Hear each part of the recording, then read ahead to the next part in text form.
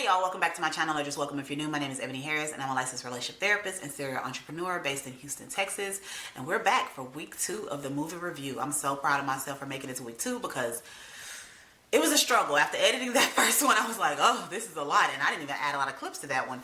But a 45-minute video, it's been a long time since I've done that. I think when I was doing vlogs, they used to be around like 45 minutes to an hour. But most of my videos recently, or in the recent past, because like last year, were no more than 20 minutes. But we're back and I am excited to share this movie because this is also a favorite of mine. So I picked my favorite movies to start off with, and I have a lot because I do like romantic movies. It's probably why I became a relationship therapist, but I picked one of my favorite ones. But this is an extremely, I would say, toxic movie, and it's The Notebook. So let's jump right in. So The Notebook is a 2004 romantic dramedy. Let's say dramedy because there are some funny parts to it, but drama. It's not supposed to be a comedy, but there are some funny parts, that stars Ryan Gosling and Rachel McAdams. This is another movie that starts with some beautiful shots. It is I believe, a boat on a river, birds flying by, and birds are kind of discussed in the movie. And then we meet one of our main characters, who is an elderly woman that is in a home watching the scenery, looking outside of her window. She's getting ready for bed. The nurse comes in, tells her it's time for bed. She never says her name, so we don't really know who she is. And then we meet Duke, who is our narrator. So this is another elderly person, an elderly man that's also at the home with the initial elderly woman. And one of the nurses actually encourages the elderly woman to let Duke read to her because she really enjoys it. And so he starts telling the story of Allie and Noah and how they met at this carnival. Okay, so from jump, we start with the toxic, right? From jump, we start with crossing boundaries, with manipulation, and all of that. So Allie is at the carnival with a friend and obviously some other males that she's giving attention to, and Noah decides he likes her. That's it. It doesn't matter that she's there with other people. He decides he likes her. He approaches her and she's like, no, I'm hanging out with these people. I'm good. She goes on a Ferris wheel. Noah then proceeds to jump on the Ferris wheel to sit with her and her date, to ask her on a date. And when she refuses, he then threatens to fall off the Ferris wheel to what we would assume is his death if she does not go out with him. This is manipulation. I just want to make that clear. This is not okay. Threatening to harm yourself or take your own life is not okay. That is manipulation. It is abusive. I know it's all cute and like, oh my God, he just knew she was the one, but it's not okay. She agrees to the date, obviously under duress. So the next time he sees her on the street, he says, hey, you owe me a date. And she's basically like, no, you manipulated me into a date. I'm not going on that date. I just said that so you wouldn't kill yourself. She declines after he asks her again about this date, even after he's talking about how drawn he is to her. She's like, nope, I'm not interested. Thank you. You're crazy. You may be a little strange, or whatever she said. Like, she was just like, I'm not interested. Well, then her friend, who is dating his best friend, tricks her into going on a date, which I think is so not okay. Again, I understand it's supposed to be cute, but it is not okay if your friend has told somebody no twice. Unless y'all having private conversations where she's like, oh my God, I like him. I don't know. I'm nervous. I don't know why I told him no. I wish he would ask me again. Unless that is happening, which I hope it's not. I hope that you're being honest. But whatever, if that's happening, then I guess that's okay. But if it's not happening, it is not okay to set your friend up on a blind date with someone who she has twice said no to. But it's a love story, so of course they go on the blind date and they end up enjoying each other's company. And instead of going home with their friends, they decide to go for a walk. And they take a walk through this obviously small town where nobody's outside in the middle of the night, and are just kind of sharing and talking about their life. On this walk, we find out that Allie is very busy and has like her whole life planned out based on conversations she's had with her mom and her dad. Noah tries to challenge this, like, oh, you don't make your own decisions, you only do what they tell you to do, like she's not 17 years old. At 17, you should be making decisions with your parents. You should be making decisions with the adult guardians of your life. And it should not be solely up to you at 17 to make your life plans. Not to say that you shouldn't have a say. You definitely should have a say. You should have some autonomy. But your parents are there to help guide you and to help you make the right decisions for you. So, again, a little strange that he was trying to, like, tell her that she was wrong for considering her parents as she makes her life plans. And he also makes this comment about, I thought you were free. Which I've talked about negging, I believe, on this channel. Maybe I haven't, maybe I talked about it on my TikTok, but I've talked about negging before. And that feels like that's one of those things, like, I'm going to say this thing like, oh, I just thought you were free, in an attempt to make you prove to me that you are free. In an attempt to make you prove to me like, oh, well, let me show you that I am this thing that you thought I was. Or let me prove myself and basically give in to whatever you want to prove that I'm free and that I'm not under the control of my parents. After he has convinced her to sit in the middle of the road for fun, Allie admits that she loves to paint And after they almost get hit by a car, she laughs hysterically, like so hard, which is a very well-known fear response. This is why people go to haunted houses or do roller coasters and things like that, because that fear then can lead to laughter. And also, research shows that that fear can lead to connection. Not saying that no one knows this, but just again, why are they so connected at this point? They almost lost their life getting hit by a car. Of course they are connected. So she says that was fun. He asked her to dance in the street. They dance to no music. Very sweet, very romantic. I think he hums a song and they dance in the middle of the street. And after that, they are inseparable, right? We see them developing this relationship over the summer. The summer love thing is a very clear theme in this movie, where they're saying it's just for the summer, they're young, let these kids be kids, let them enjoy themselves, they deserve a little summer fun.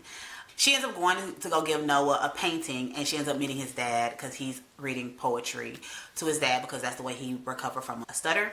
And it's interesting because she comes with this painting, and the dad takes the painting, opens the painting, is like, oh, okay, thank you, come join us. Like, it wasn't for him, but the dad was just like, oh, thanks for this painting, come join us and listen to him read this poetry. Noah's embarrassed because his dad tells her about him having a stutter when he was younger. And the characters I do enjoy, right? Again, I like this movie. This is one of my favorite movies, but it's just toxic. But I do enjoy the character. Ryan Gosling especially is really good at the facial expressions and kind of like that, like he throughout the movie, he does these like moments, these small moments with his faces and his rolling of his eyes and things like that, that again give us a more well-rounded character. It doesn't feel like he's one-dimensional. Like as his dad is talking, he's just like, Dad, like don't do that, like stop embarrassing me, like, which is a very real thing that most people have experienced. So they're good. It's good character development. I will give it that. It's just, again, toxic. I don't want to keep saying that, but it is.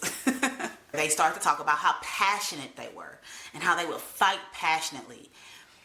And again, young, 17, 18, 19, however old they are, I get it. We let a lot of things go that we should not. But when they say fight passionately, they are yelling. She is hitting him. He's hitting himself. They are pushing each other, pulling each other. It's very dramatic, just very angry. That they end up kissing passionately, right? It's what we think chemistry is supposed to be like. It's this idea that in order for me to love you fully, I also have to have this extreme like anxiety, stress, anger, frustration, hate, all of those things in order for me to feel this fullness of love. And so we see that a lot in this relationship, that there is like this intensity in their relationship, which again, I don't want to take away from young love, but again, this is not a healthy way to love. It's just not. This is why this is a great example of a first love, but this should not be aspirational, right? This is not the type of love that you want to have long term. So at one point they're at Allie's house, and Allie's dad catches them making out in the car. When she walks in, he scares her, and he's like, tell that young man I need to meet him, which is what a dad should do. Tell him, come by, knock on the door, I need to meet him, because what are you doing with my daughter? I think that is extremely important for all parents to be involved with who their kids are dating, especially when they're kids. So who are we talking to? Who is this person? Come meet me, come shake my hand. We need to have a conversation. So in order to meet him, they end up having this like really fancy like dinner party, which is a strange way to meet your daughter's boyfriend. So there's Noah and Allie, Noah's friend and Allie's friend who are dating, Allie's mom and Allie's dad, and then a group of their friends who are presumably like socialites and people that have money and all of that. So the conversation around like money comes up, and then somebody asks Noah what he does. He says he works at the lumberyard, and of course these are people that have money, and so there's like this, oh, okay, so you work for your money. You actually have to like put actual work in for your money. Yeah. That's how they act, right? And it's very clear that the mom does not like that Noah and Allie are together, and she's starting to ask these questions that make everybody uncomfortable, even to the point where the dad at one point was like, just let them be. Like, this is summer love. Like, let them enjoy it. They deserve to have a summer. They have their whole lives ahead of themselves. We've all had like these short-term, short-lived loves, and it's okay.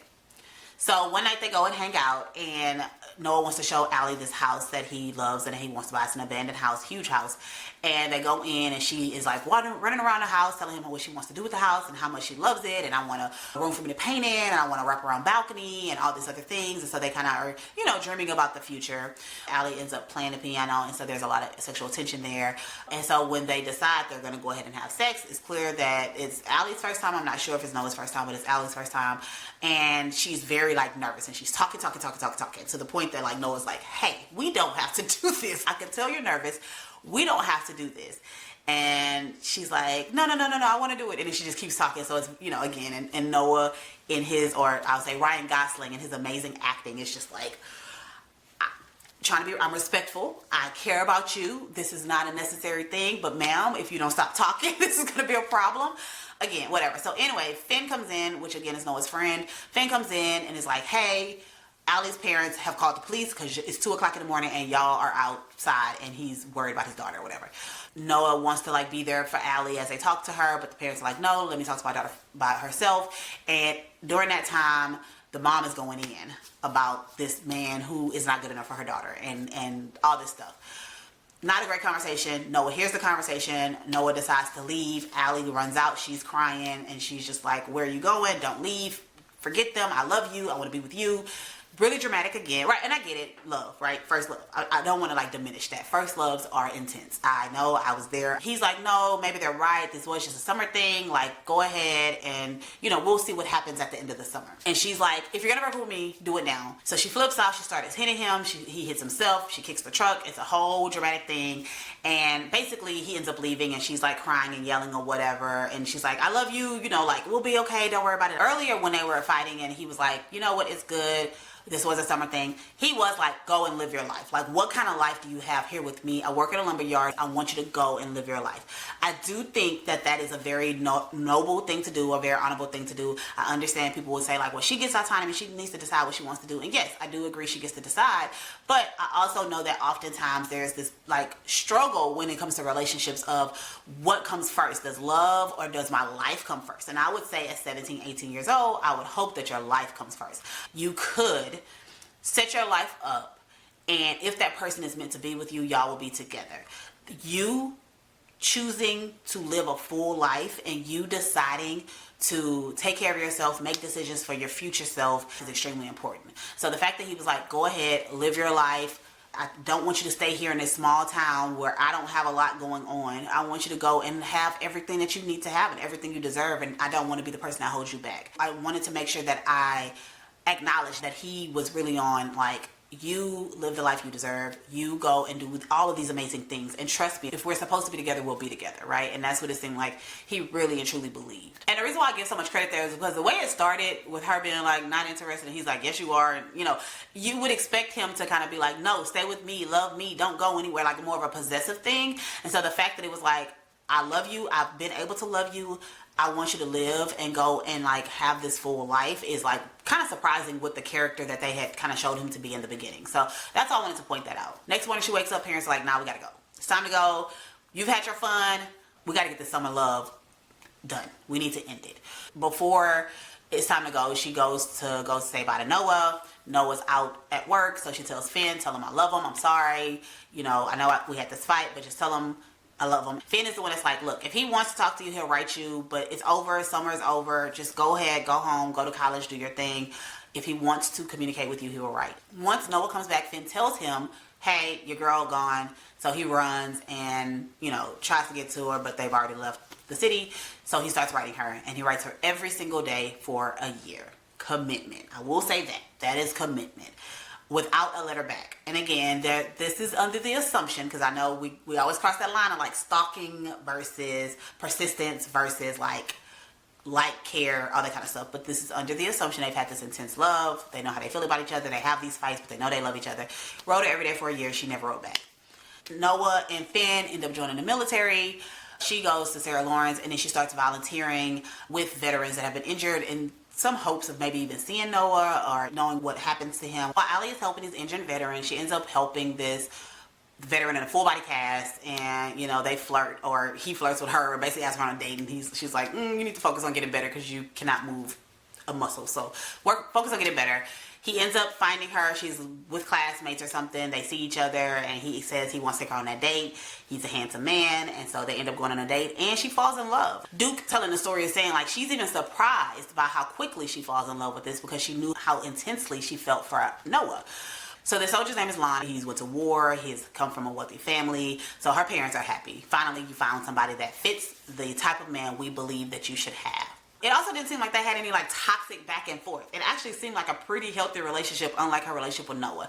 They got along, they laughed, like she laughed and she had a good time. They would have this banter, nothing toxic, nothing negative about it. It just seemed like this was somebody that was a good person for her, who treated her well, who happens to have some money, but also they actually enjoyed each other. And I do like when movies don't make it an obvious choice. Because a lot of times in movies, they'll have the other person and it's like, oh, well, they're abusive or they're mean or they're this or that. And this seems like he's a perfectly fine, nice guy who loved the heck out of her and wanted to be with her. And so I do enjoy when movies make it a true choice and not an obvious like, oh, this person is a butthole, so why would I pick them? So they're out dancing with her parents and he ends up asking her to marry him. She says yes. But then Duke says, she couldn't understand why in that moment, as soon as she said yes, Noah popped into her head. So obviously she still has an attachment to Noah. So while Noah's at war, Finn actually dies, which is very sad, best friend, right? Noah comes back, finds out his dad has sold the home that they were living at and is giving him the money to buy his dream home so they could build it up. And he asks his dad, like, where are you going to stay? He was like, what you dummy? Like, I need to help you fix this house. So he moves in with Noah into the old abandoned home and they start fixing it up. When he's going to get the plans approved for the house, he sees Allie when he's on a bus. He asks the bus driver to pull over. The bus driver says no. He jumps off the bus because, again, Noah's a little reckless. He jumps off the bus, chases Allie, finds her at a restaurant, and sees her kissing her fiance. And his heart breaks because she's moved on. Clearly, he doesn't interrupt. He doesn't try to stop anything. He just sees it, and then he goes about his business. So from that point on, he's putting all of his energy into the house, right? So this, what do we do after we break up? We find something to focus on, right? After our heart is broken, we find something to focus on. So he is putting all of his energy into this house. He is putting all of his energy into building this house with his dad, and then his dad dies. So now he has nothing to do. So all he does is drink and fix the house, and drink and fix the house.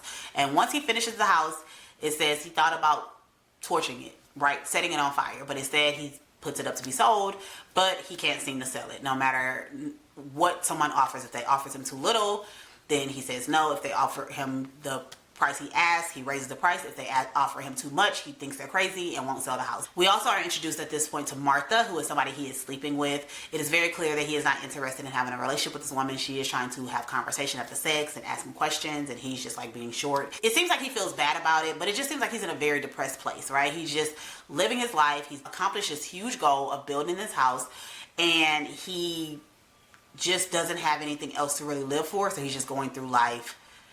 Seems to be building furniture, doing some type of carpentry, as well as just drinking and hanging out with Martha here and there.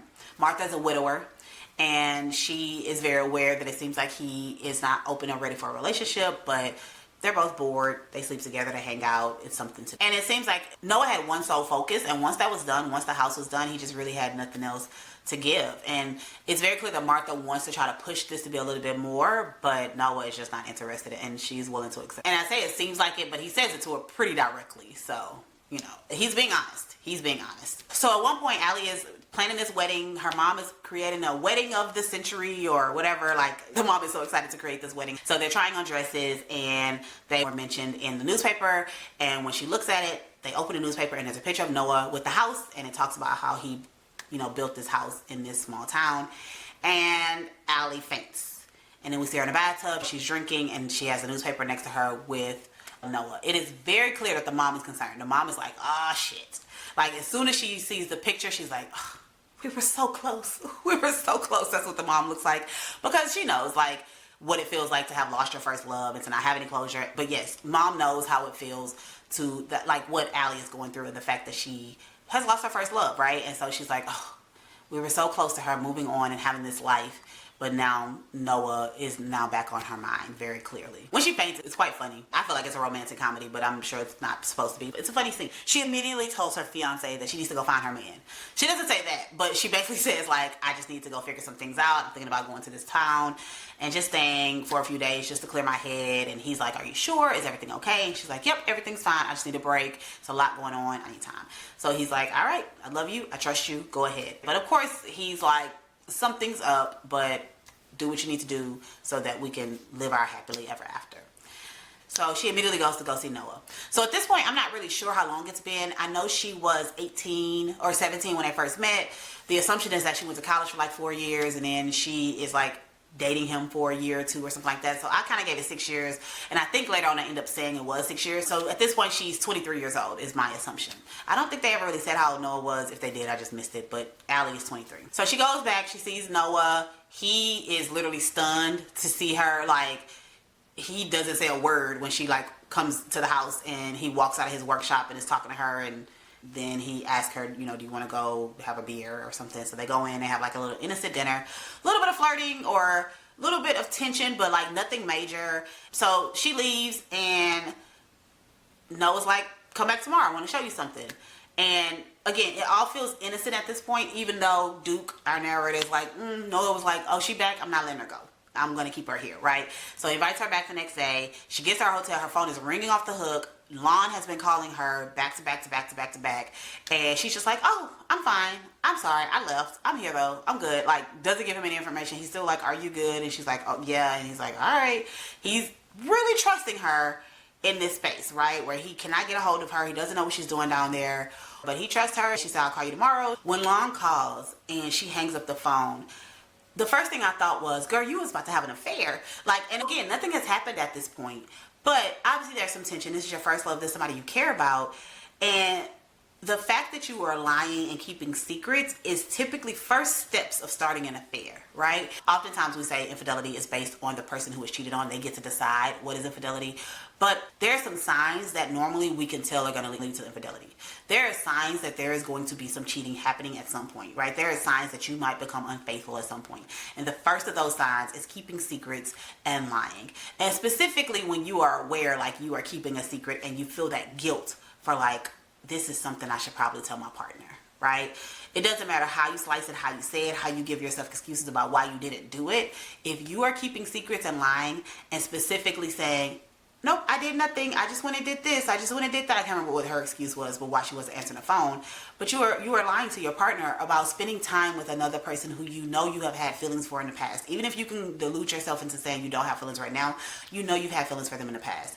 And so if you want to know the first sign that someone could be heading down a road of infidelity, it's lying and secrets. And so you want to nip that in the bud as early as possible. You want to be able to be honest and transparent and let them know, I came to see my ex because I'm not sure. That openness can help y'all have a conversation around like, okay, well, if we don't want to have infidelity, what do we do? Or do we need to break up so you can go explore and figure out what the heck you need to do? That doesn't mean that that person's going to be there when you get back, but let me let you go so you're not cheating. So you can have a clear conscience and go do what you need to do and figure that out. And if I'm here, I'm here. And if not, I'm not. But at least you can go and live that and say you did not cheat or you were not unfaithful. But I get it. People don't want to lose the person. They don't want to take any chances. They don't want to take any risks. Blah, blah, blah. So all that to say, that girl was on the road to cheating. She then goes to meet Noah the next day, and they're on this beautiful boat ride, and it's a whole bunch of birds. And he asks if you want to feed them. Yes, they kind of have, again, nice innocent conversation. It starts to rain, and it's clear that they obviously still have this connection, but things are so calm and peaceful, I think they don't even know what to do with themselves. They're like, okay, this is nice. This isn't how we normally are.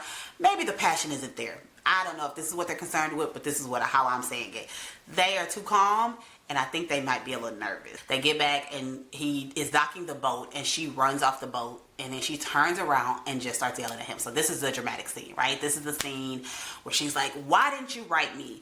What is wrong with you? Like, it was not over for me, and you never wrote me, and I can't believe you. She says, I wasn't done. It wasn't over. Why didn't you write me? And so he's like, I wrote you every day. I wrote you 365 letters. I wrote you every day. It wasn't over, and it's still not over, and he kisses her. Why didn't you write me? Why? It wasn't over for me. I waited for you for 7 years. And now it's too late. I wrote you 365 letters. I wrote you every day for a year. You wrote me? Yes. It wasn't over. Still isn't over. And they head back to the house. There's a lot of bumping into walls. It's a very, intense, passionate kissing, getting undressed, whatever. And they make love for the first time. And after they make love, she comes up and she says, is that what I've been missing? And they have sex again because she really enjoyed herself. So a very intense scene. That's one of those really dramatic, like, Obviously that tension and that love and that sexual tension and all of that was there the whole time, but they were trying their best to try to be respectful and just like, we're going to spend time together and just see what happens. But it had once she brought it up and they went right back into their like passionate arguing, it escalated very quickly. So after a few rounds of them getting it in, she's trying to like kiss on him again, and he's like, I need food, I can't do this anymore. So they were about to start cooking, and then Martha knocks on the door and comes over, sees him, and saw the car in the driveway, and is like, is this her? Is this basically the person I know that you've been in love with? And Allie comes out, and she's just as friendly as she want to be. Hey girl, you must be Martha. I'm Allie. Nice to meet you. Heard a lot about you. Come on in and let's have some food. And Noah's looking like, what's happening? Like I don't know if it's surprise, I don't know, it's fear. He's just like, this isn't a great idea, but all right, she's invited you in, we're doing this.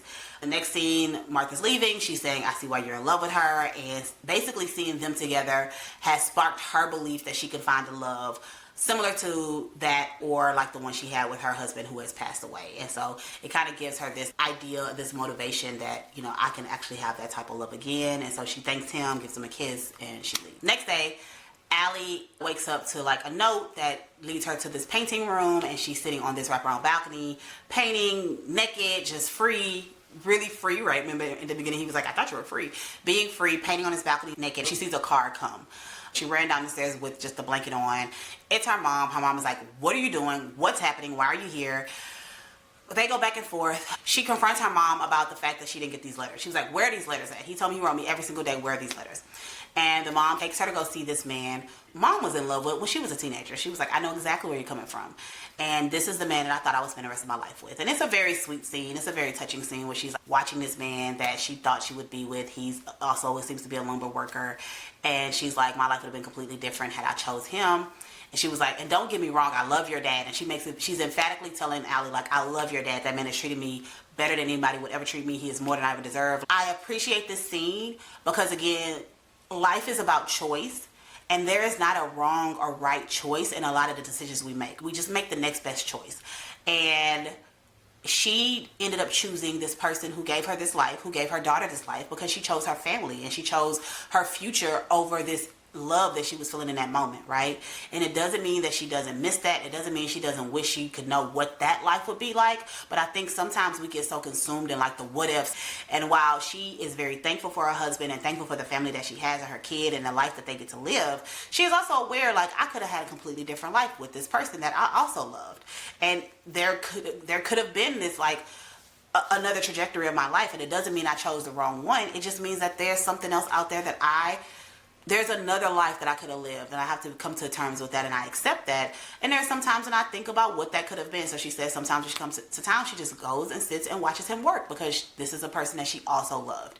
And like I said, I appreciate this scene because I think that we have to learn to be okay with the decisions that we make. And when I say that, I don't mean be loyal to those decisions. We're allowed to change our minds. But when you make a decision, and if life is good, don't live in the regrets, right? Live in where you are right now. And if life is good for you right now, then accept that. You can still think about what could have been and all of those choices and decisions that you could have made. But how is life right now? And is this a life that is worth living to this day? Is this a life that you can still be proud of and happy with, even if it's not with this person that at a very young age you thought that you would be with them for the rest of your life? So I appreciate this thing because it's really showing her like, you have a choice to make and I can no longer make this choice for you, because I do think the mom was really focused on making sure that Allie made the right choice. Like she felt like she made the right choice, right? Because her daughter got to live this certain lifestyle that she wouldn't have had if she hadn't made that choice. And so she's so consumed on making sure that Allie makes the right choice as well, because she's been there before, that it almost pushes Allie to Noah, right? Because when you're trying to pull people apart and you're trying to force them to like, nope, this isn't the person, nope, you need to pick better, nope, nope, nope, nope, nope, it becomes this like, but why not? Because I feel it so strongly. Why can't this be the person? Versus if you're more supportive and more like, hey, these are the reasons why. I'm not trying to force you to make a decision, but again, we make our decisions together as a family. Allie, her mom, and her dad made their decisions together. So let's talk about it. Let's have a conversation about it so you can understand where I'm coming from and why I feel so strongly about this. But let me not do so much where I push you directly in a direction that I don't want you to go, right? Because I think part of being a parent is learning from your mistakes, definitely, and not wanting your kids to make the same mistakes, but also not going so far on the other end that a lot of times what ends up happening is they end up missing something else that they needed, or they end up just repeating the same patterns because you've worked so hard to make it not happen, and it almost becomes this self-fulfilling prophecy. I'm really trying to find that balance of like, these are my childhood wounds, these are my younger wounds, and I don't need to put that on you. I need to allow you to live and figure out what works for you and have you make your own choices based on what's important to you. And who's to say, if mom hadn't pushed so much for them not to be together, would that passion have been so strong to like lend her back to him, right? If she had written him back and they were writing letters and all of that, could it possibly have just fizzled out because they were in a long distance relationship? But now you have this cutoff that leads to this like open-ended question of like, what could this be? And that's another thing. I think when it comes to like ghosting and all of that, that's why people struggle so much, because our brain wants to complete the puzzle, right? Our brain wants to complete like, what was this? What could it have been? And especially if it felt intense or felt good and then it just stops, then we're still trying to figure out, like, we need to close that loop sometimes. And that's why we believe that we need closure and all of that. And I think that's exactly what happened in this movie, is in her cutting it off and not allowing them the space to figure out that this isn't going to work because we are so far apart. The mom almost, even though Allie moved on, there's still this open wound. There's still this thing that doesn't have the closure. And this man is still alive. This man is still here. So it's kind of hard to, fully let that go if she has no access to him. Even a mom going back and looking at this guy, like, she sees what this guy's life has become. So even in that, you kind of start getting some closure from that. Like, okay, this is the life I would have had, and not saying it's a bad life, but maybe I prefer to have the life that I have, right? Who's to say? But she was able to get some closure with that. Before they left, she let her know that her husband was in town looking for her, and the dad had told her, so she came to warn her. And on the way back, they see his car at the hotel, right? So obviously he's there waiting for her and looking for her. And so when they get back to Noah's house, she drops her off. She gives her all the letters, and like, these are the letters, and basically just kind of, this is your choice. You do what you need to do. So Allie goes back to Noah. I think Noah comes outside, and they're talking, and he's like, well, what do you want to do? And she's like, I don't know. And he's like, what do you mean you don't know? And Noah does what he does and flips out. Noah loses it. And he's just like, what the heck do you mean you don't know? Like, you came down here to see me. We've had this time together. We've slept together. We've spent these wonderful days together. And you're just going to go back to, like, what are you talking about? Like, he flips out.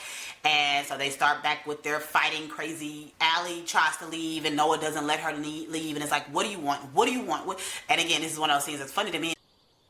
What do you want? What do you want? It's not that simple. What do you want? God damn it. What do you want? It may not be supposed to be funny, but he's like, what do you want? And it reminds me of earlier in the movie when they're at the tire swing and he's like, jump, and he like gets bad and he's like, okay, I'm sorry, just jump, but jump. Like, he's yelling at her. Get in the water! Get in! I'm sorry. Get in the water, baby. Baby, would you get in? Get in the water! Let's go! Get in the water! Oh, come on. So that kind of reminds me, it takes me back to that scene where he's like so intense about like, what do you want? Like, don't worry about me. Don't worry about your parents. What do you want? He asks her like 12 times, what do you want? What do you want? What do you want? She doesn't know. So she just leaves. On the way, she is crying and she's not paying attention. She almost gets hit by a truck, drives off the road. She ends up reading one of the letters where Noah's talking about their love and their relationship or whatever. And she's just so upset. So she goes back to the hotel. She sees Lon and tells Lon what happened. And Lon is saying he has a couple choices. He can either hurt Noah or he can leave her. But he said no matter what, it doesn't get him what he wants, which is her, because he does love her. And so he would love to like move past it. And Allie is saying she's struggling because she is one person with Noah and she is one person with Lon. And I completely understand that sentiment. I think this is why it is so important for us to get to know ourselves and for us to know who we truly are before we jump into these serious relationships. Again, relationships help us discover who we are, definitely. But I think her biggest struggle is that she doesn't know who she is. And so she feels like, just like the mom, right? The mom is saying like, I have this life now and that's who I am. And it sounds like Allie is recognizing like, I am one person over here and I'm one person over there. Now, I'm going to be honest. Lon seems to be the healthy relationship, but I get it. Passion, love, extreme, blah, blah, blah. And so she is basically still in this turmoil of like not knowing which one to choose. So at that point, Duke stops reading the book. And I forgot to add, like at one point, Duke's family comes and meets Allie. We find out the older lady's name is Allie. Meets Allie and they all introduce themselves. Little boy gives her a hug, which will be Duke's grandson. And when they leave, Duke's kids say, hey, Dad, come home with us. Like, this is crazy that you're here. You don't need to be in a nursing home. Mom doesn't remember her, so Allie and Duke are together. That's when we find out Allie and Duke, and we don't know who Duke is yet because Duke is a nickname. Allie and Duke are in a relationship and the kids want them to come back, but he's like, I'm sorry, that's my love. Like, I'm staying with her. That is the love of my life. Which, again, is a very sweet sentiment. It's very sweet to know, like, no matter what, in our old age, that is my person, and I'm going to be with her till the end of days. And that's all there is to it. And I love y'all, but that's mine. Like, she is mine. And I think that's a beautiful thing, and I love it. I love that type of love that is so clear and so pure and so, like, this is my person. And there's nothing else you can do about it, or I can do about it, to be honest. So they want him to go, but he says no. So at the end of that, after he tells that part of the story, he closes the book, and Allie, older Allie, is like, well, what did she do? Who did she choose? And he was like, oh, he kind of drags it out or whatever. And he's like looking at her like, what happens? Like, because this story is meant to like help her bring back her memory. And so he's like, well, what happens? And she's like, Noah. And she remembers that Duke is Noah. And it is the sweetest and most heartbreaking scene there is. So she remembers him, and she's like, oh my God, where have I been? Like, how long have I been gone? And he's like, it's fine, you're here now. I love you. They have dinner, and she's like, they're dancing, they're talking, and she's like, how long does it last? And he was like, well, the last time it was less than 5 minutes. So they're dancing, and they're kind of having this back and forth. And then eventually she says, can you tell me the story again or something? She says something that is very clear that she has forgotten. And Duke/Noah is like, darling, come back to me. And she's like, wait, why are you calling me darling? And he was like, don't go, please. It's so heartbreaking. I don't think so. Not tonight, darling. Come on, why not? Wait. Why did you call me darling? I don't know you. What's going on here? Am I supposed to know you? Allie. No. No! No! Allie, sweetheart. Hey, Allie, I love you. Stay with me. Don't. No! Who are you? I'm Noah. I'm Noah, and you're Allie. What do you want? What are you doing here? Come on, baby. Don't come near me! Don't you come near me! Allie. The idea that the person that you love is right there in front of you, but is not there, and you only get to have glimpses of her, and it was to the point of she gets really agitated because she doesn't know who he is. And why are you talking to me like that? Am I supposed to know you? And now I'm confused, which happens a lot when it comes to dementia and Alzheimer's patients. Is this confusion of like, am I supposed to know who you are? And so she freaks out and gets very upset, and the nurses and the doctor come in and give her a sedative, and it's so sad. It's such a sad scene for both of them. He's boohoo crying, she's crying, and it's a really sad scene. It's one of those ones that I feel like every time I'm like, oh, like my heart. It's a very sad scene. Just, you know, as much as I hate this movie, their love is so sweet. It's so sweet. So anyways, once she remembers, they do show Allie with her suitcase moving in with Noah, presumably live happily ever after, because now they're in a nursing home together. So right after she gets a sedative, they take her to, it seems like a memory care ward where she is by herself, just kind of sitting by herself in a wheelchair with other people that don't remember their lives. Again, very sad. Noah then has a heart attack and is taken to the hospital. He comes back and he's like, hey, I'm back. Where my woman at? I want to see my woman. And they're like, no, you can't see her.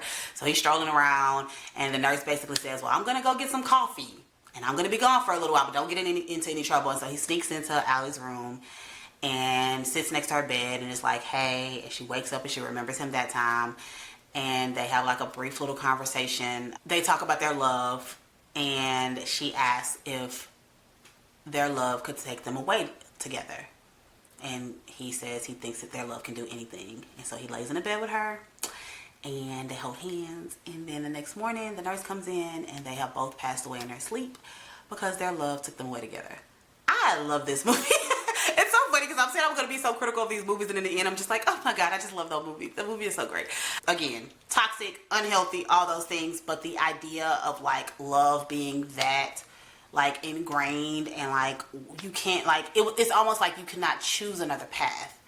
And that's not true, right? If she had chosen to stay with Lon, that is not to say that she wouldn't love him. But again, I think because she didn't get to explore fully what her relationship was with Noah, there would always be this like cutoff point of like, we didn't get to like see how far we can go, right? And I think that's what led to her deciding to choose him, is that I just have to see where this ends up. And it ended up them being together till death. So, all right, here's some of my takeaways. Number one, chaos can feel like chemistry, but it is not healthy. It is often not healthy. Chaos, toxicity, all of that can feel like there's this passion and this intensity, but it's not healthy. and we want peace. We want calm. We want, you know, are there going to be fights and issues and things like that? Sure. Should there be physical abuse, manipulation, just this intense yelling, screaming, back and forth, all of that? No.